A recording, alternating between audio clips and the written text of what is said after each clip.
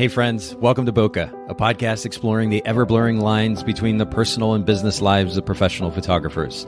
This is your host, Nathan Holritz, and I'm happy that you can join me today in connecting with photographers and entrepreneurs as we discuss photography, business, and, oh yeah, that sometimes messy thing that we call life.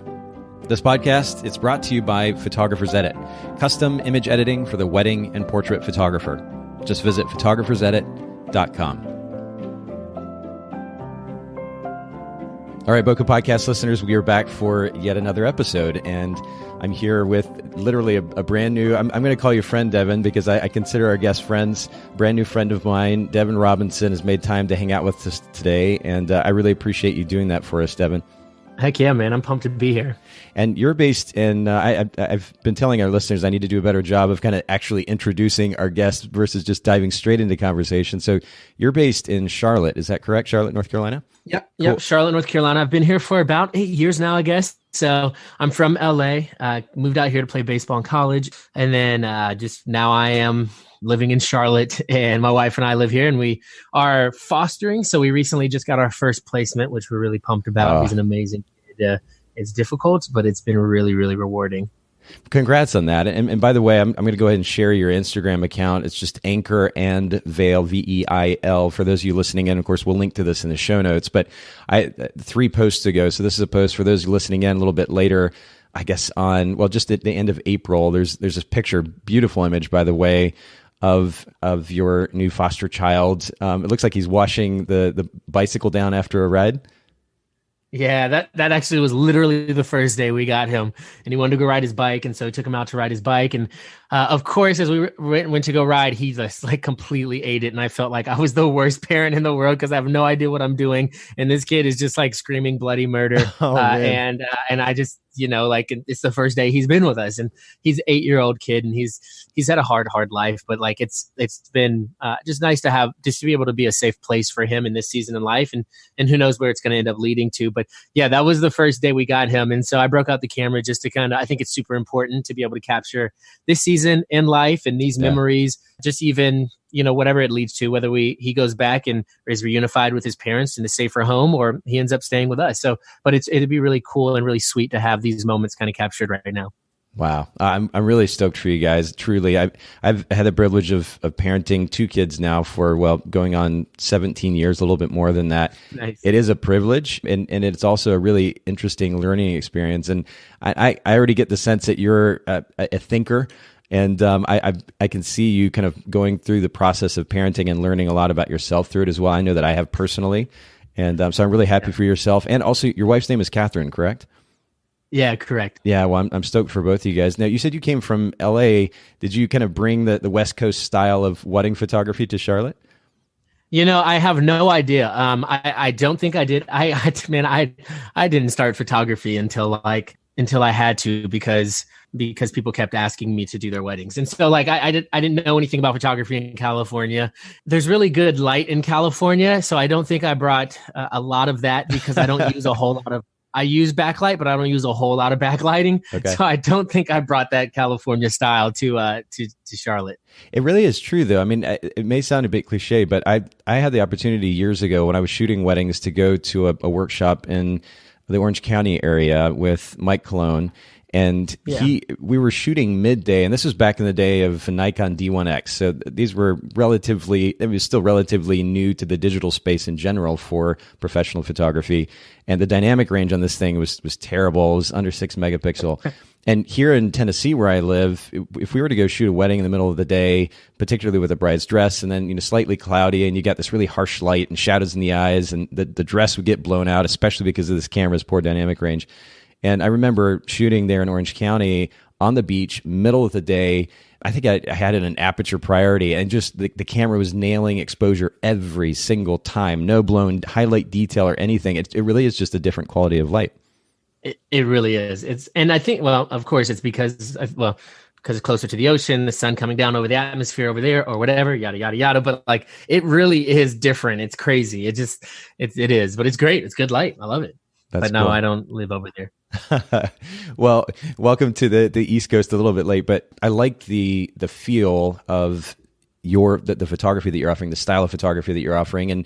And I don't get to say this very often, but I have to compliment you too on the variety of photography. I mean, you're a wedding photographer. That's what your business offers. But a lot of times you go to Instagram feeds and you see what kind of looks like not cookie cutter, but there's such a level of consistency in the name of, creating a consistent feed for Instagram that you miss out on variety when it comes to posing or lighting, composition or otherwise. And you've got such a wonderful variety of photography that you're offering your clients and that's displayed there in the Instagram feed. So I have to encourage our listeners to go take a look. And we're going to actually talk about Instagram in more detail here in just a bit. But do set the tone for us a little bit for your brand. What's the brand position, if you will? What's the unique selling point of your photography business in that big Charlotte market? Yeah, that's great. I would say the number one thing is we market ourselves as we. So I don't like when people, you have these different camps and they say they're light and airy or they are moody, and I don't like those phrases just because I think they're photographers putting themselves into creative boxes, and so I just say we're bold and intimate. And I think what's interesting is everybody just kind of defaults to that even before I even kind of say that. So I think that's almost been almost been a categorization of our brand before I even gave it that kind of category. And so bold and intimate is how people has always explained it. And so I say we are bold and intimate wedding photographers dedicated to capturing images that evoke emotion. And I think that's probably the biggest thing, that anytime somebody comes to our website or whenever I meet with prospective clients, that's like the number one thing they say is they love the moments that we capture, and they love just how intimate and bold that those moments are. Not even just intimate in that like, oh, this is spicy, this is raw, but it's an intimate moment where you feel like you are a part of somebody's moment that's going on. Like you feel like you're in an intimate environment. Yeah. And that's what's really important for us. And that's really cool for us.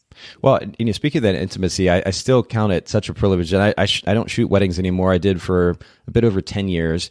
And I still count it a privilege to have been in what are truly intimate moments in these couples and their families' lives, right? You're there on the wedding day, what is hopefully one of the happiest days of their lives so far, and certainly an intimate moment where these families are coming together, these people are coming together, and yet we're allowed into that. And not only that, I don't know if you've had this experience, Devin. I'm assuming, again, getting to know you a little bit here, that this has been the case for you. But for me, I know I was welcomed into these families' lives like we were friends or family. They let us in such a way that, I just looking back, I count it such a privilege, and to be able to observe those moments and, of course, ultimately capture them for the photographer or for the client, rather, it truly is a privilege.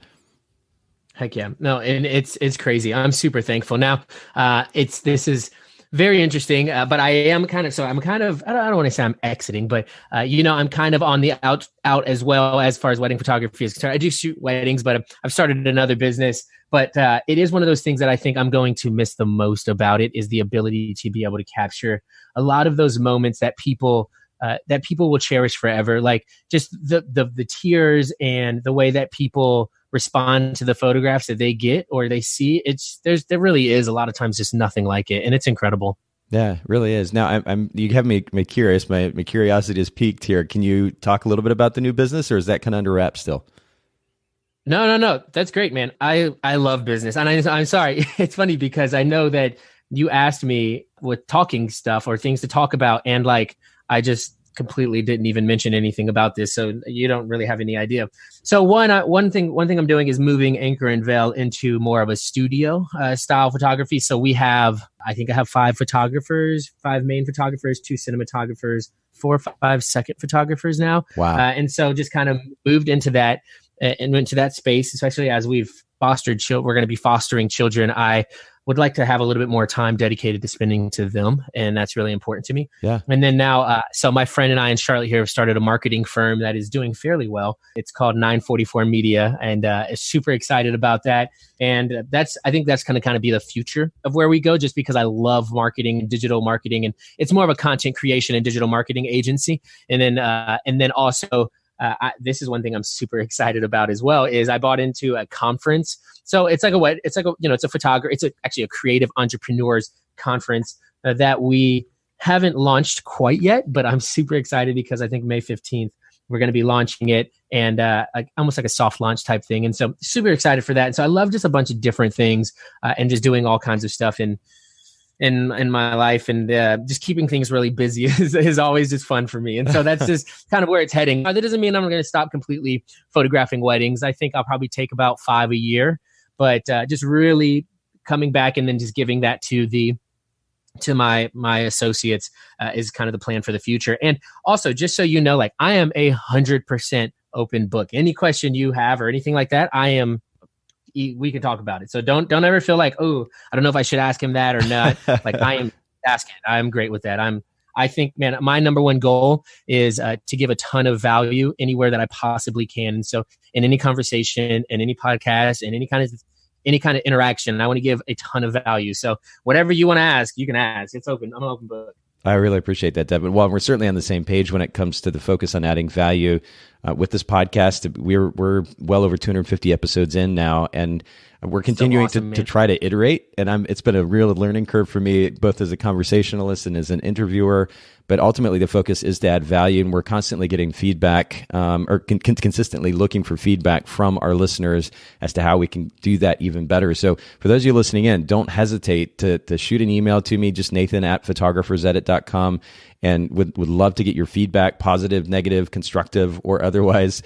We are continuing to adjust the format, the types of questions, the way that I present the questions and the information so that it's a positive and ultimately valuable listening experience for you. But to that point, Devin, let's keep going, because I know that you have a lot to offer, and particularly as you pointed out in the marketing space. We will, by the way, link to 944 Media, and hopefully by the time this episode comes out too, that workshop info will be live. We can also link to that in the show notes for those of you listening in. Yeah, so it's going to be called, so it is formerly, I don't know if you've heard of the Southeast Photo Convention. So it is now called so by the time this comes out, if this comes out after May 15th, it's now called the Creative Summit. And so super excited about it. We've got incredible speakers lined up already. It is January 27th through 29th in Orlando. Wow. So it's just a really cool, it's going to be a really cool spot where now it's going to be different from from Show It, like the photographers are going to be different. So we have I don't know if you know, Two Man Studios, Ferraristi, and then some other, so Tony Christine is one of our other speakers. And then we have a bunch of really awesome breakout speakers like Jason Vincent and Sam Stroud, who are just really, really talented photographers, but also run really good businesses. And so super pumped about that conference. It's going to be really awesome. I'm sorry, I don't mean to do some kind of plug here, but that's what it's going to be. So by May 15th, we should have that information out. So if this goes out after May 15th, then you'll see that. But sorry if I threw off your timeline at all. No, not at all. No. We'll definitely put that in the show notes. Make sure that all the links are there.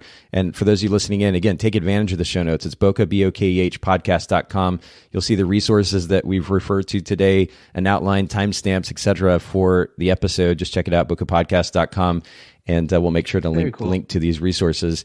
Another question for you, Devin. What, from all that you've learned so far, and honestly, I mean, you've shared enough thus far. I could probably break off into another episode or two. We could talk about scaling a business, building a business with a team so that you can kind of delegate and hand things over and focus on other areas of your life. I like that you're doing that. Again, very, very much on the same page in that regard. But from all that you've learned in business so far, what would be one of the most important pieces of advice that you feel like you could give to a photographer? If you were, just walking down the street with them, or you're in an elevator with them, you had 15, 20 seconds to share something, what would that be?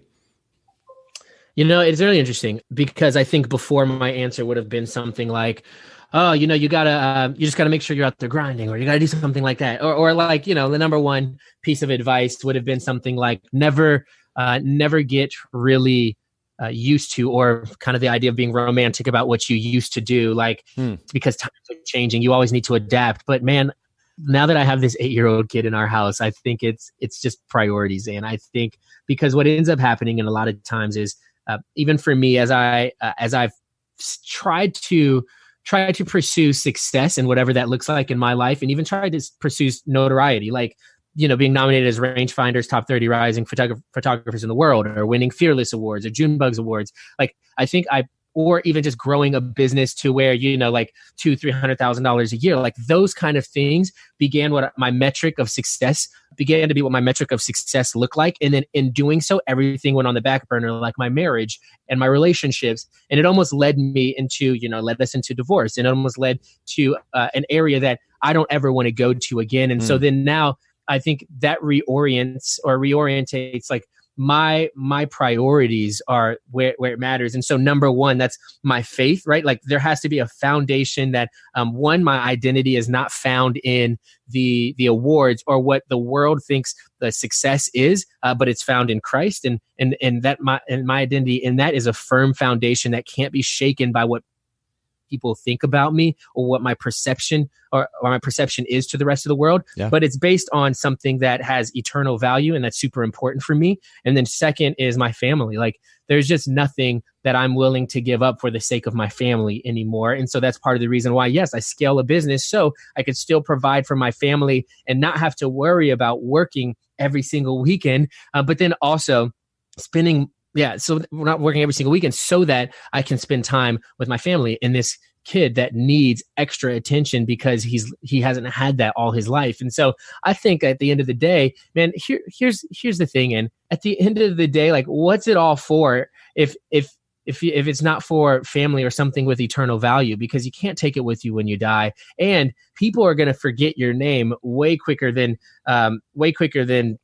then they'll remember it once you die. Like people aren't going to remember you. Like, it's like, I hear all the time people talk about, and these rappers and these actors and these people talk about like, okay, you'll get famous and then you die. And then 2 weeks go by. Like, and then people are just like, well, that was a sad story, or they just won't even remember it. And so like, at the end of the day, it's not really about the money. It's not really about all of those things. It's about the things that you find value in and that you feel valued by. And I think that's so the priorities would be kind of like my number one piece of advice is like have those priorities out. And in doing that, then I think that should just kind of set the foundation for the rest of the decisions you make.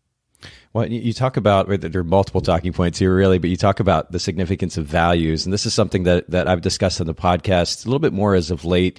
I've found a lot of actual value in clearly establishing my values. So I've learned a lot from Tony Robbins, and I know there are mixed opinions on him out there, but when it comes to strong psychological principles that can enable somebody to live a healthy life, Tony's got a lot to offer. And one of the things that he talks about, and by the way, we'll link to he's got a free ebook out called Reawaken the Giant Within that's got some really, really powerful principles. It's an easy read, 100 pages or so. And we can link to that in the show notes. But he talks about the significance of values, and these are these ideas that they go so deep that they ultimately drive kind of an emotional reaction, which of course then drives action. These are really, really strongly held beliefs that literally should drive everything that we do. And if as a photography business owner, or just a business owner in general, if you don't have a clear idea of what you're trying to accomplish or where you're going with your personal life, if you don't have deep-seated values there, then what you ultimately do in business can be a bit haphazard in nature. You're trying a little bit of this and a little bit of that. You're reacting to this thing coming in and this popular trend. And it's funny, Devin, you mentioned that the idea of being popular. I remember, again, back when I was a photographer and myself and my business partner were trying to get on the speaking circuit and we were looking for this notoriety. I look at that in hindsight and kind of laugh at this point because, really the question is for what? I mean, we're in this tiny little industry. We're looking for notoriety in this industry. Oh my gosh, that bro. it is. We're wedding photographers. Exactly. It's hilarious. But if we aren't, I guess, ultimately living for something that's way bigger than ourselves, and you alluded to that as well, whether it's faith or family, some combination of the above, looking to add value in some fashion to the world at large, then we're missing out. And again, we'll tend to kind of flounder and flail around and ultimately be left very unsatisfied, unfulfilled. So I like the direction that you're going here, and the focus on values at the end of the day is so, so important. And for those of you listening in, if you don't have a clearly established set of values, whether that's rooted in faith or at least something that goes way bigger than yourself, your ego and your accomplishments as a business owner, take some time to step back and consider what those values might be, those things that are most important to you, and let those drive what you do on a day-to-day basis. It'll make all the difference in the world. You mentioned time too, Devin, and I mean, a lot of the shift in business too is for the sake of time, for the sake of your family. What is something that you do on a daily or even weekly basis that enables you to have a little bit more time for family, especially with a child in the house now? How do you go about creating that amidst all the busyness? Yeah, so I think time is our number one asset. Like it's the number one thing that you can spend but never get back, right? Like you can spend a certain amount of time doing something and you never get that time back. And so I think it's really really important to prioritize that time. And then in doing so, like I think there has to be a time value proposition. Like you have to understand how much your time is worth. Because for me, and this is right up your alley, Nathan, I think outside going to be one of the biggest things that I do. I've realized I am willing to spend $100, $200, $300, $400 for the sake of me having 4 or 5 hours back with my family. And that is super, super important for me as I go on to do other things like creating courses or doing the podcast, YouTube channel, whatever it is. Like I have to make sure that like, I don't want to spend hours editing weddings. I don't want to spend hours editing a podcast or a YouTube video or any of that stuff. And so what I end up doing is outsourcing that or hiring people part-time. Like I have an employee, I pay $15 an hour to do certain stuff that I don't want to do. And it's well worth the $15 an hour I pay this guy. And he's 20 years old, 19 years old, fresh out of college, and he is happy to be paid $15 an hour. Yeah. And so it is well worth it to me. And so that's the number one thing I think we need to stop doing. Like, I think we get, oh my goodness, in the photography industry, we get so like just insular. We go, oh, nobody can do this but me. Nobody can do this aspect of my business but me. And that's totally not true. Like, one, we're not the best of the world at what we do. If you're the best in the world at what you do, fine, then that's the case. But at the end of the day, if you're losing more money than you're making doing something, and that's one of the biggest reasons why I outsource weddings, is because editing is one of the only things I do in my business that doesn't make me a dime, right, but takes a lot of time. Yes. And so it's one of those things where like outsourcing all types of stuff. I have a person who handles all my, so now with photographer, like, so now with, 5 photographers, and we're booking, gosh, I don't know. This year, I think we've booked like 50 something weddings already for my photographers. I cannot handle all that communication. I cannot do all of that stuff. And so she handles the communication. She handles with all the clients. She'll handle the album design and sales. She handles all that stuff. And that used to be something where I used to be like, only I can do that. Right. And it's like, no, that's not the case at all. Otherwise, I would be floundering and drowning because I don't have enough time in a day. And then I'm not spending time with my wife. And then I'm not spending time with this kid that needs my attention. And so it's just, I would say outsourcing is one of, by far, the most important thing to do. And just stop thinking, I just sounded a little like, stop thinking so highly of yourself and just outsource it. Like, you know what I'm saying? Like, You are not the best of the world at whatever it is. Like, have somebody else do it, and you'll be like, you'll kick yourself in the butt and be like, why didn't I do this years ago?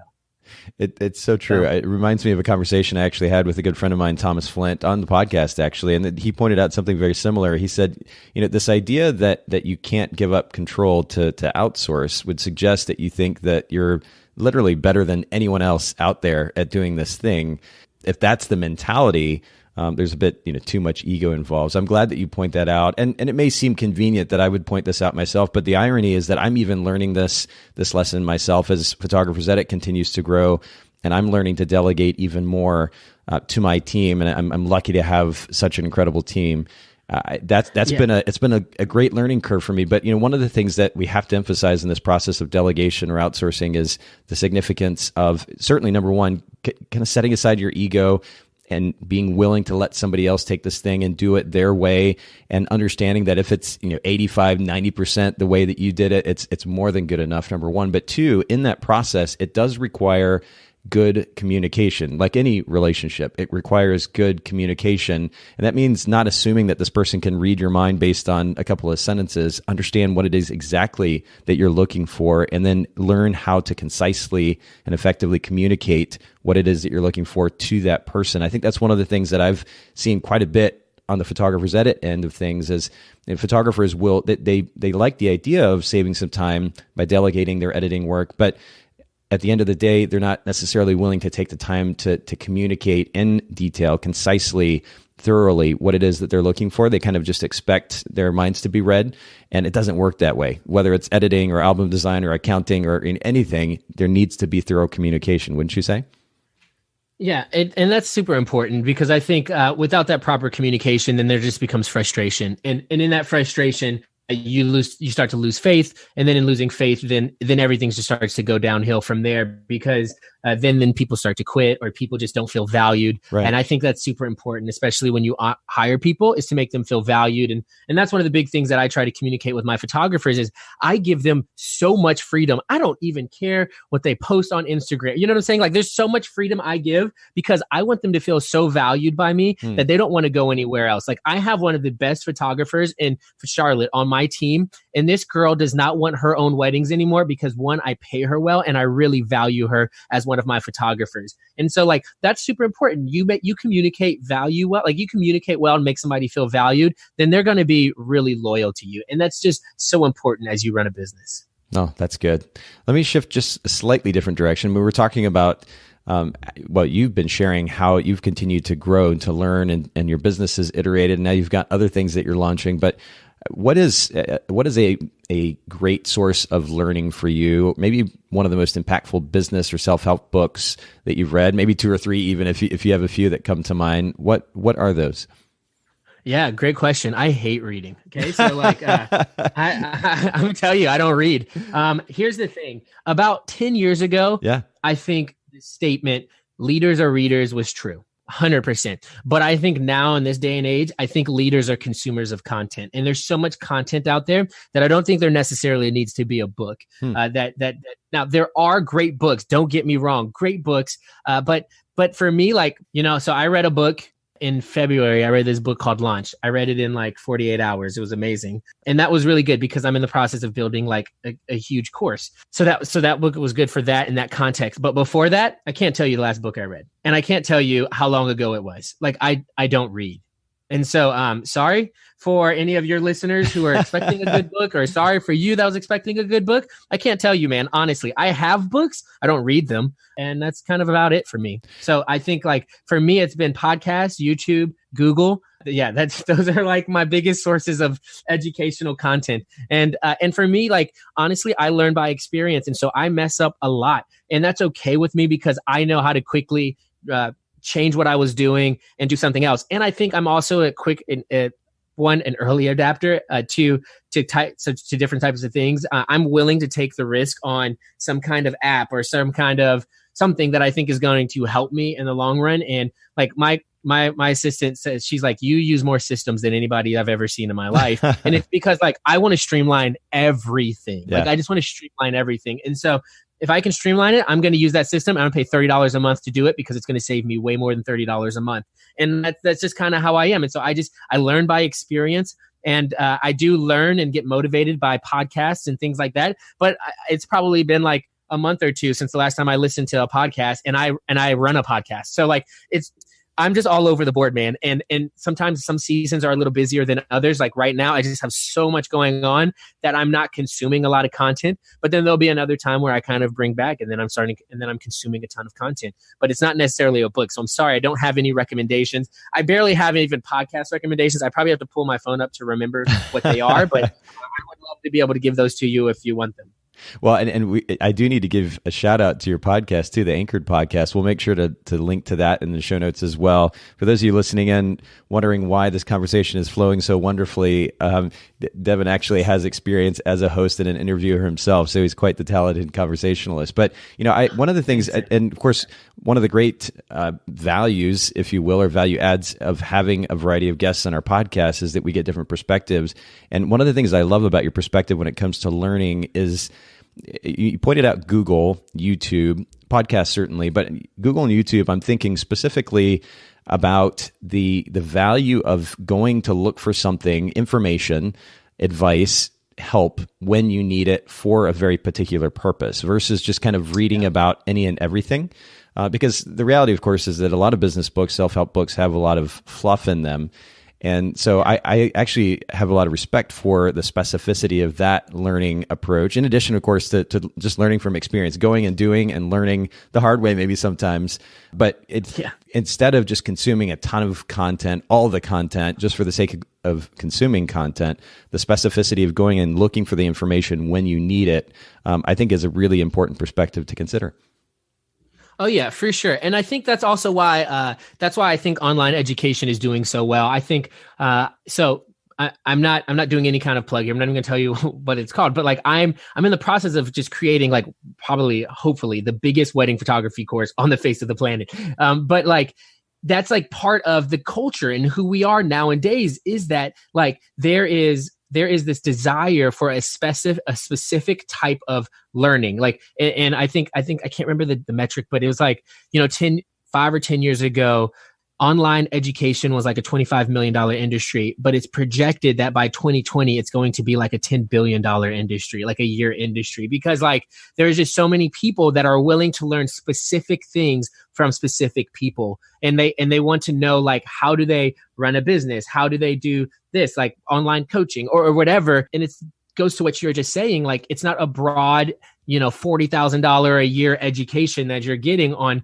to have some electives that you don't even care about, but it's a specific, how do I grow in this area? And I think that's what our culture desires, which is why I think, I just personally think the 4-year university is trending downward because of the accessibility of the internet and what's on the internet and our ability to grow. And I mean, honestly, this is the best time in the history of the world to start and grow a business because of technology. So that's just kind of what I think. Technology and as you pointed out, the easy access to information as well. And I hope that, this kind of trend in online education that you're talking about, which we've been seeing happen all around us, I hope that also results in more action from those that are consuming the content, because it's easy to consume content and then not really do anything about it. You say, oh, that's nice and that's cool. And you go to the workshop or you go to the conference or you spend however much for an online course.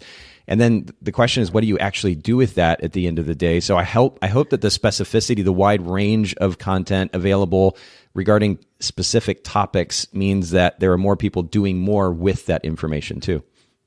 Yeah, man. And that's the thing. Like, and I hear it all the time where people are like, man, you give so much. Like you talk about so much, like you give great information so freely. And it's like, because nobody, like people are going to consume that content.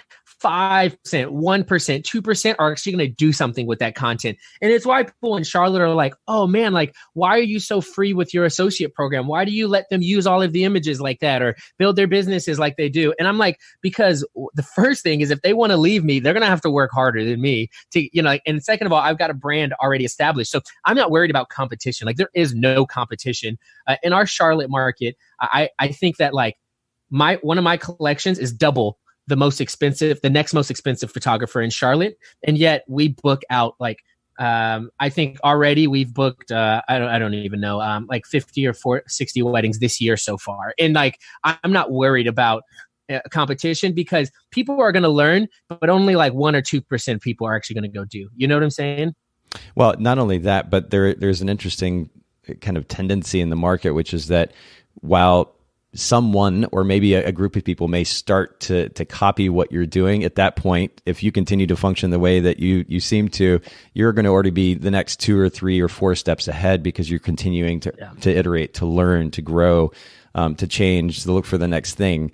And so then they're just trying to play catch up all along anyway. Yeah. So that concern about somebody else getting that information that you're sharing or copying what you're doing and somehow inhibiting your business is kind of a funny misnomer. I think we saw some of that in the that kind of mentality, if you will, in the local market, the local Chattanooga market back in the day, particularly as the wedding industry was changing. It was a particularly conservative market. The idea that you openly share and are friends with that your so-called competition was just kind of a foreign concept.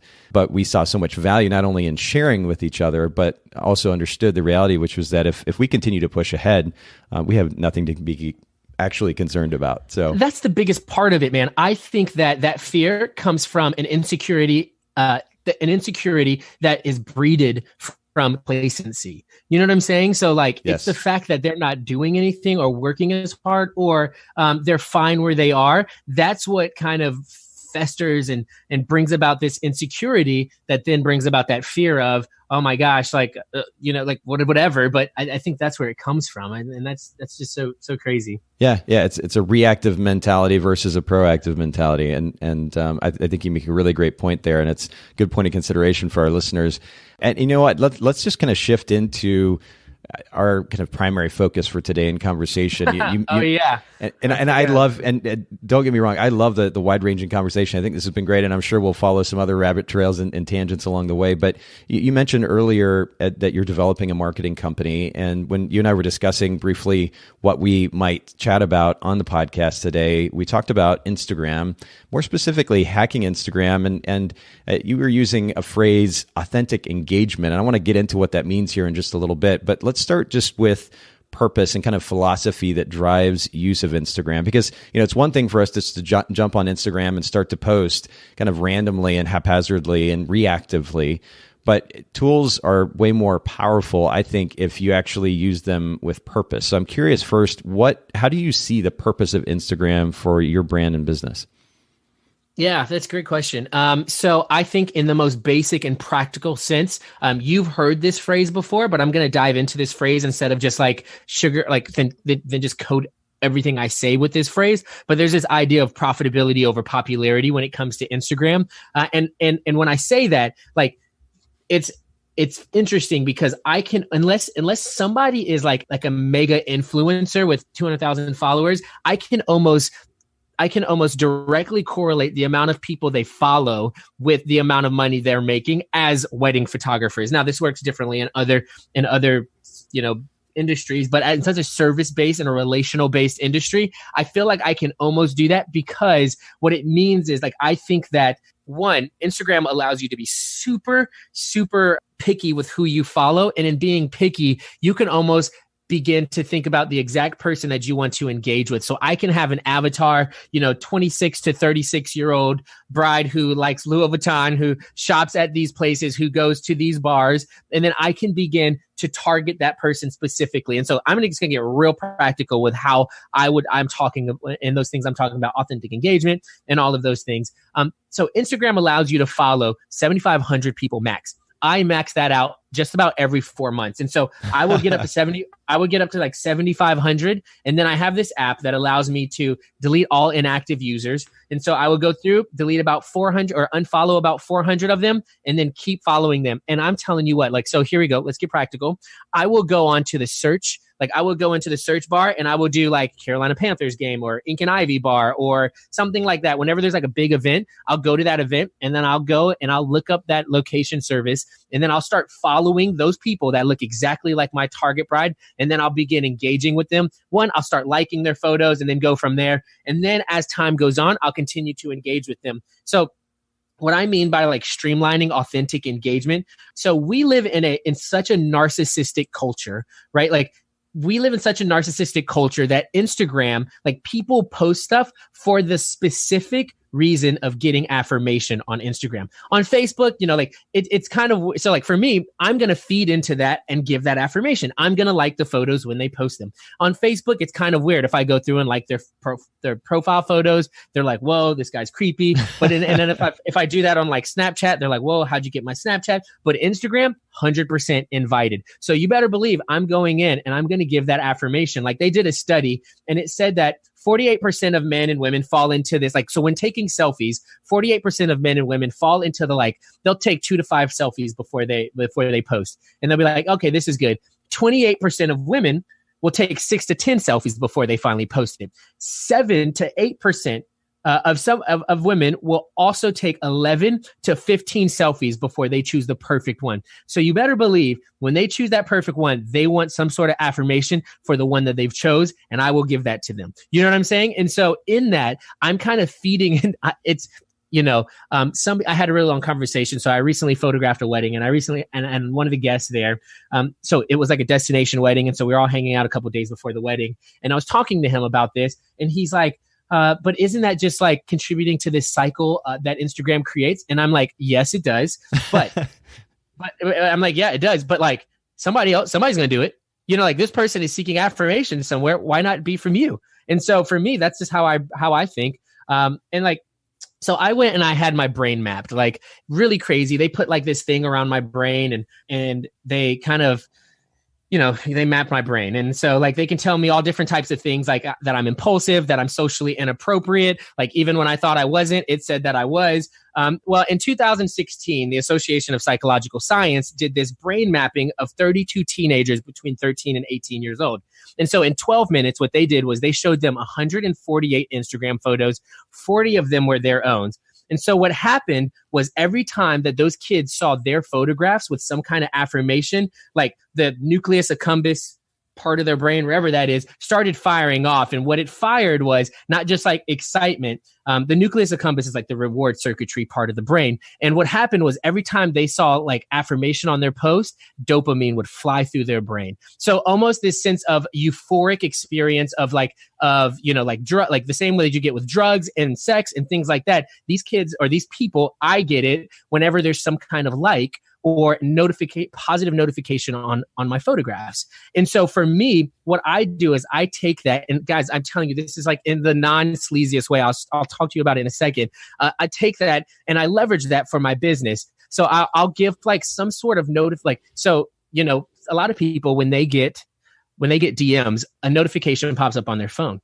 And so what's really interesting is in this day and age, we have direct access to be able to be some kind of positive receptor that flies through somebody's brain. And so I will slide into the DMs, like when somebody posts something and they post everything they post, even on their stories, you're posting for some sort of affirmation. Like people wouldn't post it on their stories if they didn't want some kind of positive reaction for it. So like I'll use those quick emojis, or I have what's called keyboard shortcuts. So if you have an iPhone, go to iPhone, settings, general, keyboards, text replacement. And from in there, I have specific phrases. So I will say dogs, D-O-G-Z. And when I press space, what ends up happening is it changes to a paragraph or a statement that says, OMG, this is the cutest ever. And then heart eye emojis, dog emoji, heart eye emoji, dog emojis. And I push enter. So literally I typed 4 buttons, a full paragraph that is full of affirmation for whatever they just posted comes into their DMs. And so like that's streamlined, authentic engagement, because for them, that's authentic. Like that's not like rad snap, like on a post. That's some kind of authentic engagement that they get to feel from me. But for me, it's streamlined, which makes it easy. So when anybody gets engaged, I say dream wedding, and then I press space, and then it says, so excited for you.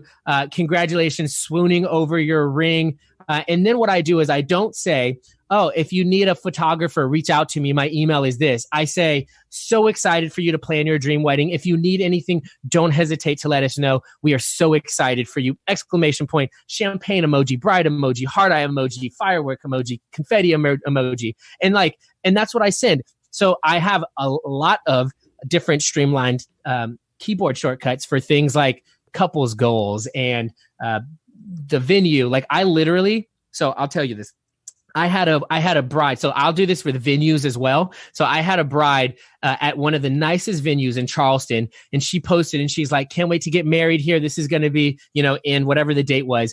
I'd been following this girl for a little while. She did not follow us back. I commented with my venues keyboard shortcut, and it said, OMG, love that venue. Your wedding is going to be an absolute dream there. I can't wait to see. You're going to be such a gorgeous bride. And so that person didn't follow me at all. Well, that night she saw that, sent us an inquiry, met with us the next day, booked us, and her wedding was huge. And so like it works, and it's just streamlined, authentic engagement. And so that's kind of, I know I just talked a lot about that stuff and kind of like the psychological thought process behind it, but that's kind of how I use Instagram in a very different way that isn't just like, oh, hey, fix your feed to look aesthetically pleasing, or talk about yourself, because here's my big thing. Nobody cares.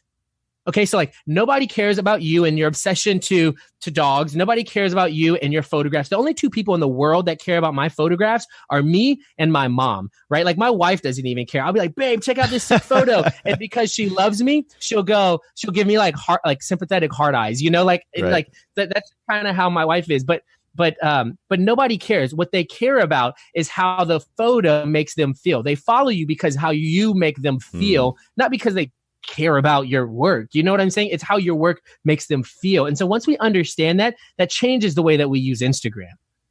Oh, yeah. I mean, honestly, we could end the conversation right there. Just that last 20 seconds is gold. And I think it could lead to other points of conversation. But I want to backtrack for just a second because you've used the phrase authentic engagement or authenticity.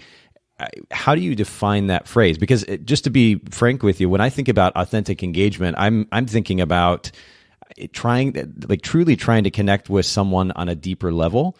And when I hear keyboard shortcuts, I'm hearing streamlining, which is awesome.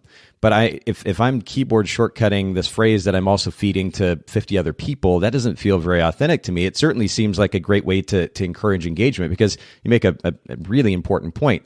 People care about how you make them feel, not necessarily about your work. And that, I mean, again, we could end the podcast right there and our listeners would walk away with a really important lesson. But help me understand what you mean when you say authentic engagement and how that ties to this automation process.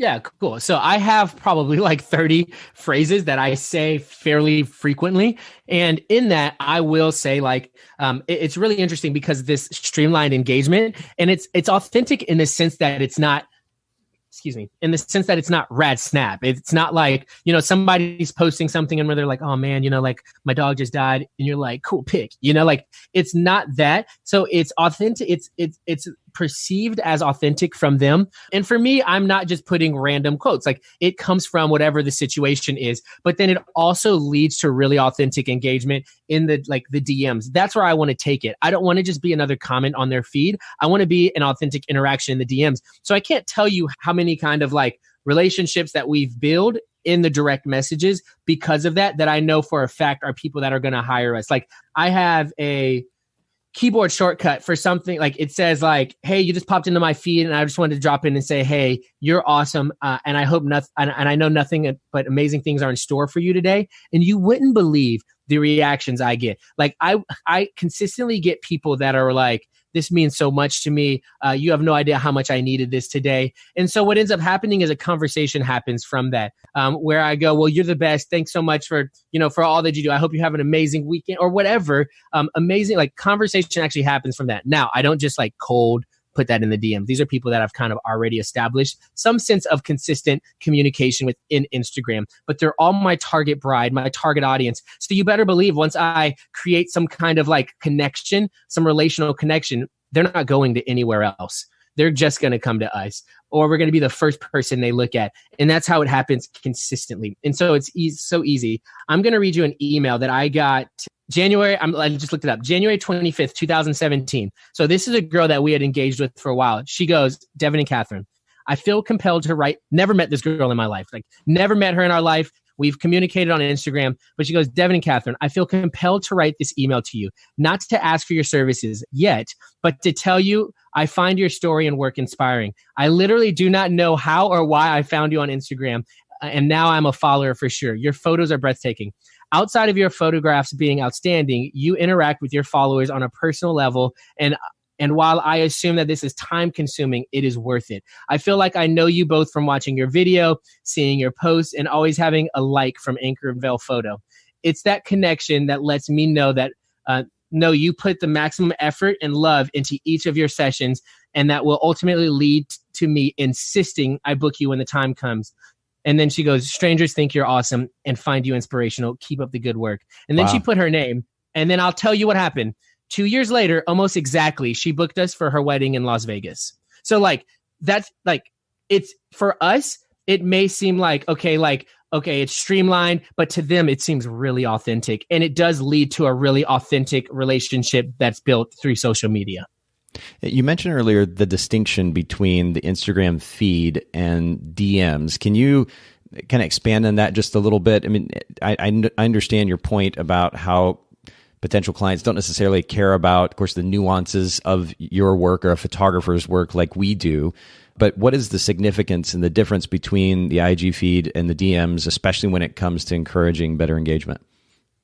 Yeah, I think there's a huge difference because I think the feed is 50-1, somebody who gets a lot of comments, or 30-1, somebody who gets a lot of comments, there's 30 comments on their post and there's just one of them. But when you get into the DMs, it's 1-to-1, and you can have a conversation in there that is that becomes a lot more than just a comment. And that's where really a lot of it is won for us, to where I know that like, no matter how large somebody's following is, once I get into the DMs, I almost guarantee that person's going to book us. And it happens, unless they can't afford us, it happens almost every time. And it's because like we've created, we're able in the DMs to create an emotional connection to whatever's going on. And it always ends up, so like somebody will comment, and generally I always follow up with something that says, love following and keeping up with you. I hope we get to meet someday in the future. And they always say, oh my gosh, we would love that. Or I've been following you, or whatever. You are definitely the ones we're going to hire when the time comes. And then it leads to more conversation that builds and establishes trust, right? It's that like, no trustability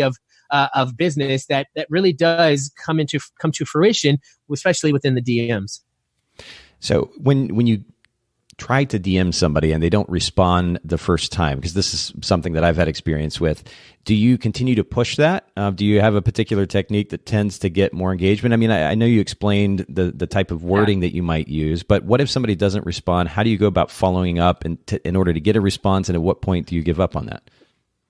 Yeah. So my DMs are never salesy. They're never business. They're never salesy. They're generally responses to whatever they've posted on the stories.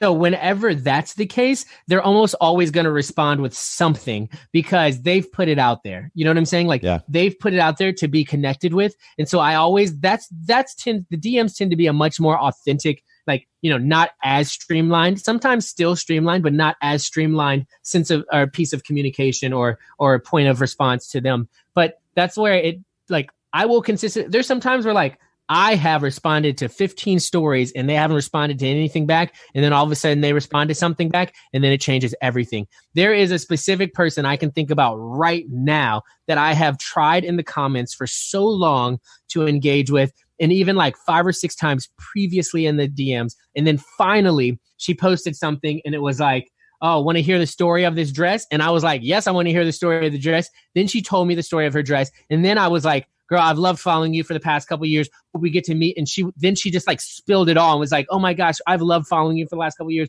When the time comes, yes.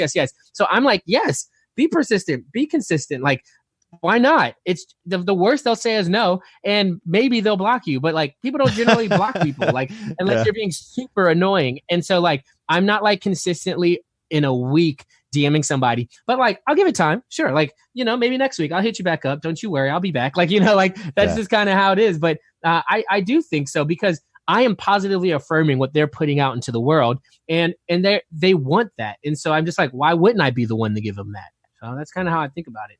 I love it. And by the way, I love the energy that you bring too. I mean, the desire to, I don't know, maybe the desire to win isn't quite the right phrase, but you just continue to push and work and make things happen, as opposed to somebody that kind of sits back and reacts to whatever is going on. And I love that about you, that proactive mentality. I have a lot of respect for that. So major props to you for that.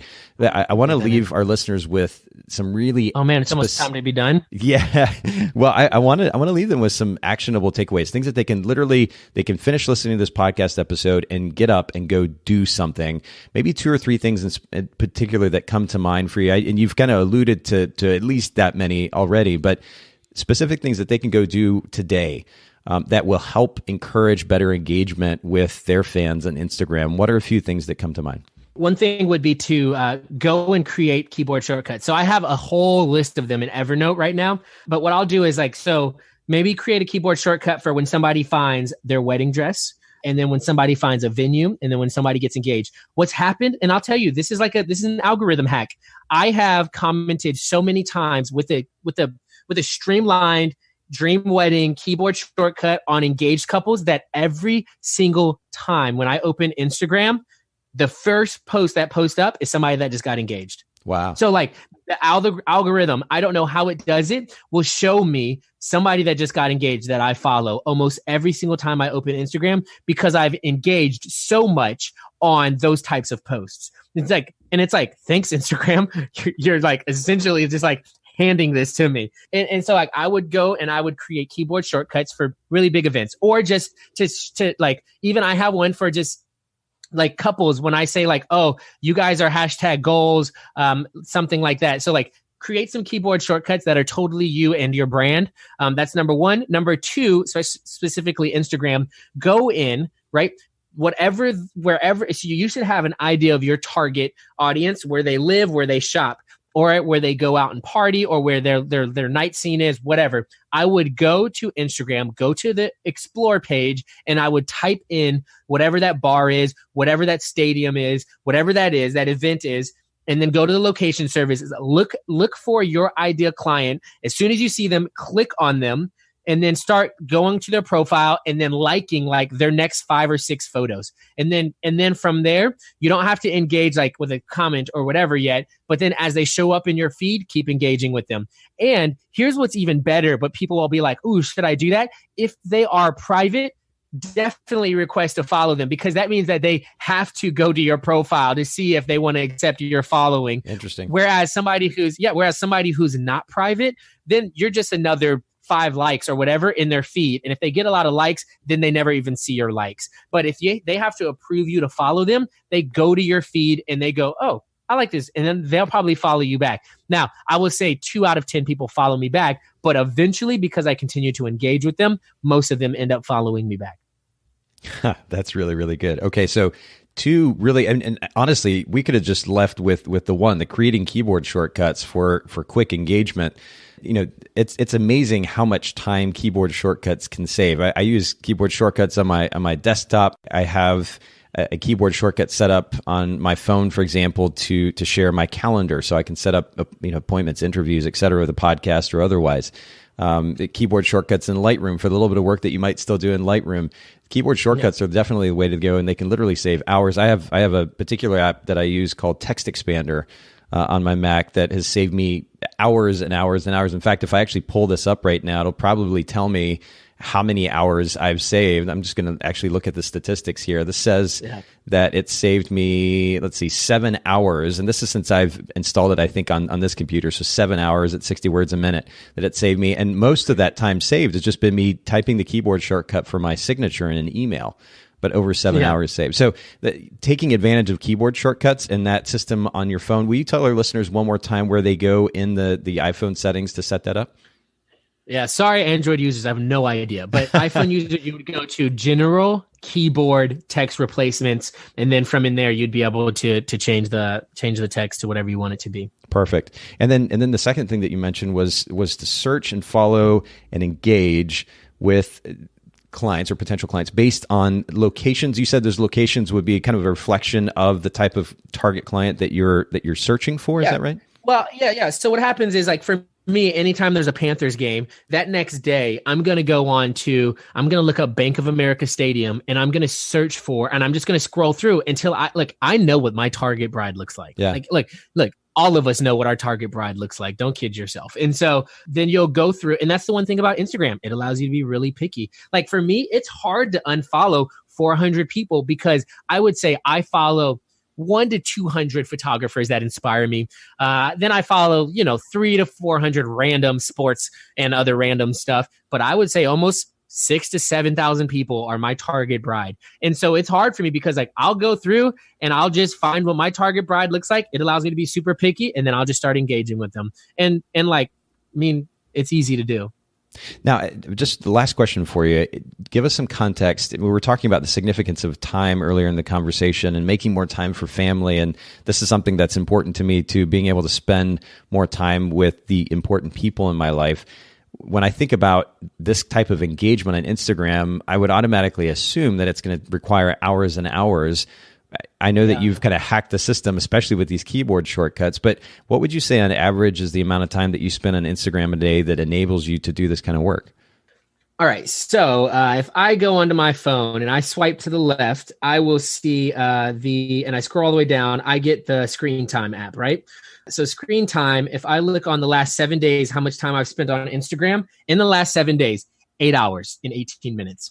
I think that's relatively low. This past week has kind of been a little bit low with the introduction of a child. So it's been a little bit crazy. I would say I maybe spend between 10 and 15 hours a week on Instagram. Now, all of you who think, oh my gosh, that's a lot of time, please go to your app and see how much time you spend on Instagram. I guarantee it's almost 10 hours because we spend that time on there anyways. I've just learned how to leverage that time for my business. And so I've already done the math. So if I did 15, so let's say I spent 15 and a half hours. So 15.5 hours a week on Instagram times 52 weeks is 800 hours on Instagram. A lot of hours, right?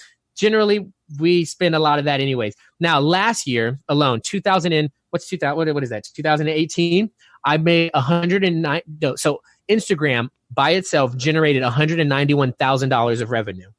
So if I divide $191,000 by 806 hours spent on Instagram, that's $237 an hour generated from Instagram. Now, of course, I do other things like communication, so that gets diluted a little bit, but it still generated. So me spending 806 hours on Instagram a year generated $191,000 worth of revenue. And like for me, that changes the game. Instagram is no longer a social media app that I have. It is now my marketing, the marketing aspect of my business.